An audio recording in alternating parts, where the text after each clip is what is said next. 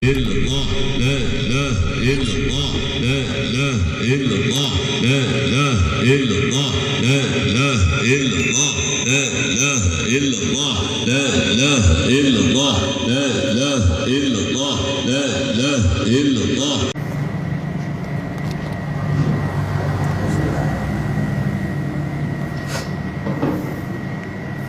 Assalamualaikum warahmatullahi wabarakatuh.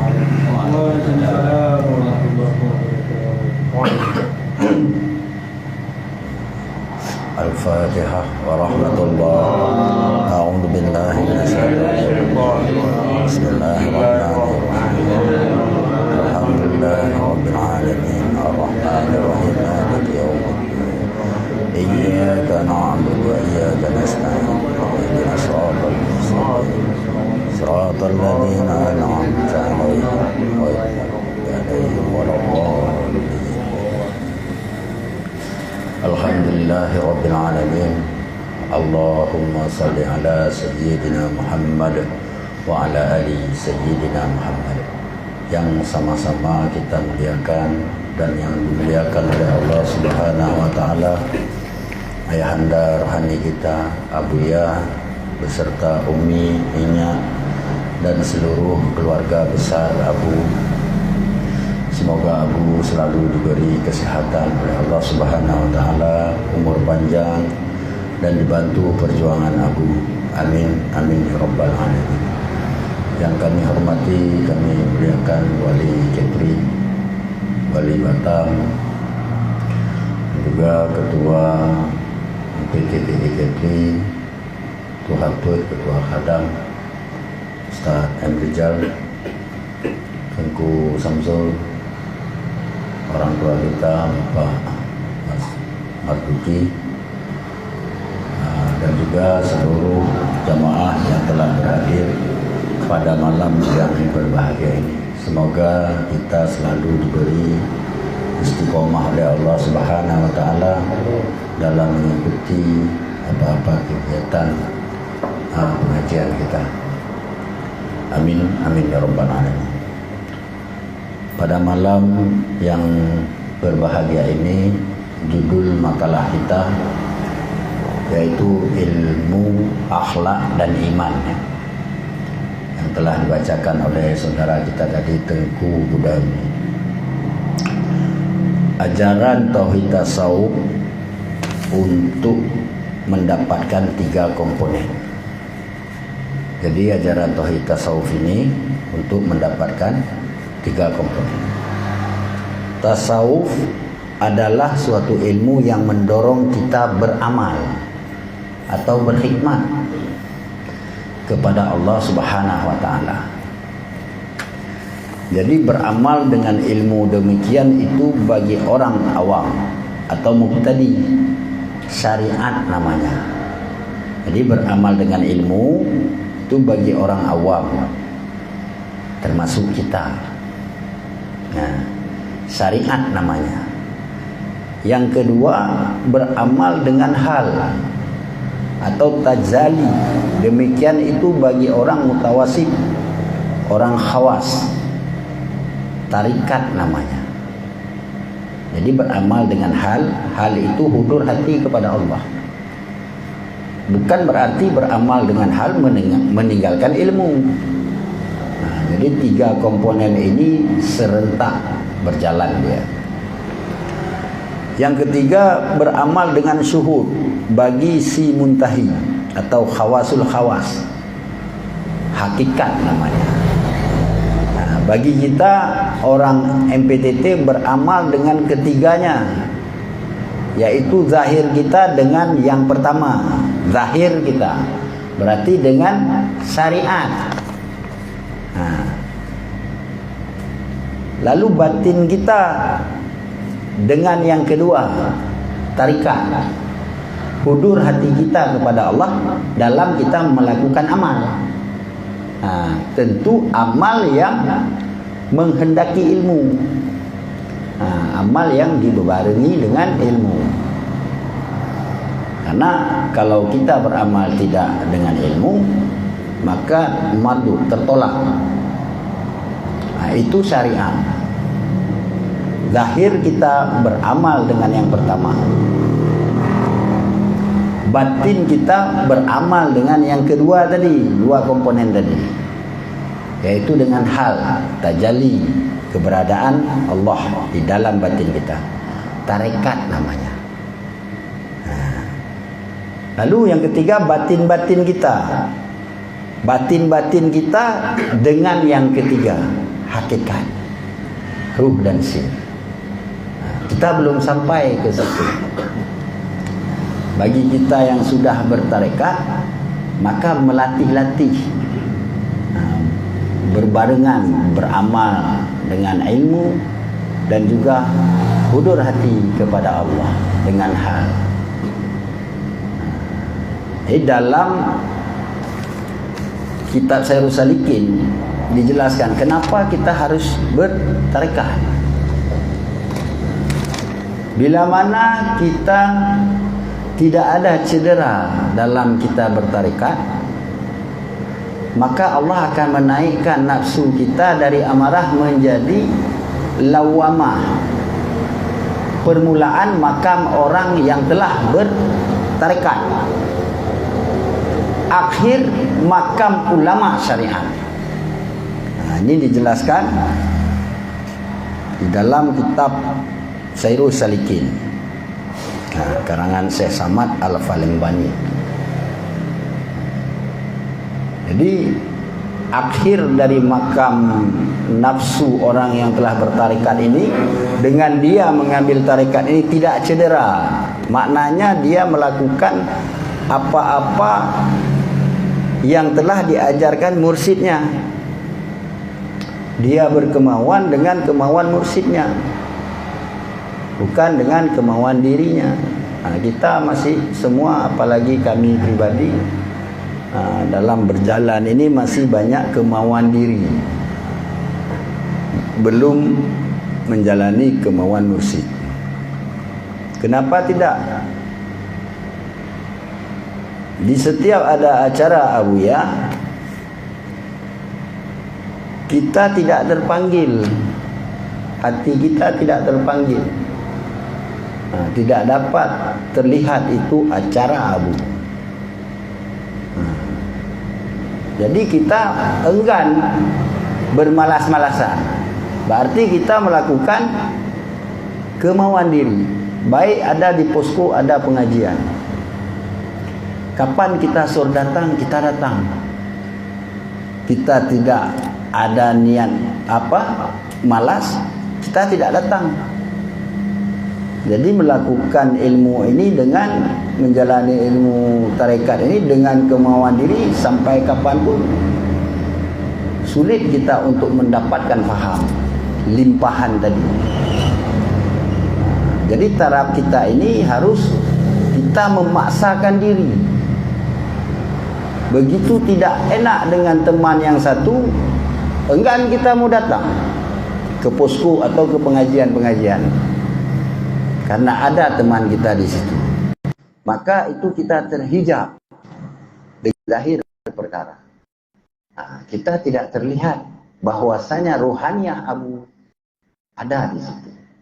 Jadi sekarang kita harus melatih-latih dalam kita bertarekat. Belum dapat kita berhakikat, kita melatih-latihnya di mana saja kita berada, terlihat Abuya di situ, sehingga berhajat, sangat berhajat kita kepada Abu, kepada mursyid kita. Agar apa? Agar kita bisa usul kepada Allah Subhanahu wa taala, agar kita bisa hudur hati kepada Allah Subhanahu wa taala. Jangan lagi kita terlihat kejelekan teman kita. Ini beramal dengan hal, dengan tarekat, hudur hati kepada Allah Subhanahu wa taala. Jadi harus bersama-sama. Ini bukan mengatakan teman-teman, mengatakan diri sendiri. Kalau Tengku Kabir bilang masing per masing. Jadi sebelum kita ini ada beberapa fase yang harus kita lakukan. dalam kita menjalani ilmu tauhid tasawuf. Yang pertama ini yaqdah, terbangun hati kita. Mulai ingat kesalahan-kesalahan, banyak dosa-dosa kita, mulai bertobat kita sedikit demi sedikit. Setelah terbangun itu, kita bertobat kepada Allah. Tentu dengan jalan bimbingan mursyid. Tak ada yang bimbing bagaimana cara kita untuk dapat bertobat kepada Allah.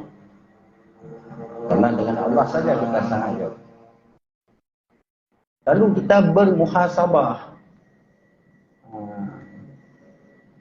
Kita bermuhasabah. Ada 10 itu bermuhasabah, inabah. Itu makam-makam yang harus dilalui oleh pemula dalam perjalanan ilmu tauhid tasawuf.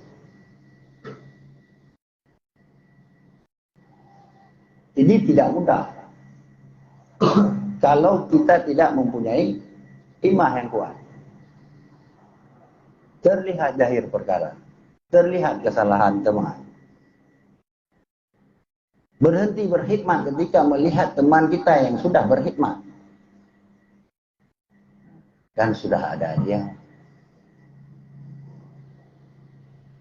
Di malam ini jadi satu pelajaran kita. Mohon maaf, tidak kita sebutkan namanya. Tidak ada satu yang menaikkan informasi ke dalam grup pengajian. Tidak ada yang lain. Di mana yang lain? Ini bagus ini. Di mana kepedulian kita bersama tadi? Terutama kena guru nih wali. Tapi ini satu pelajaran.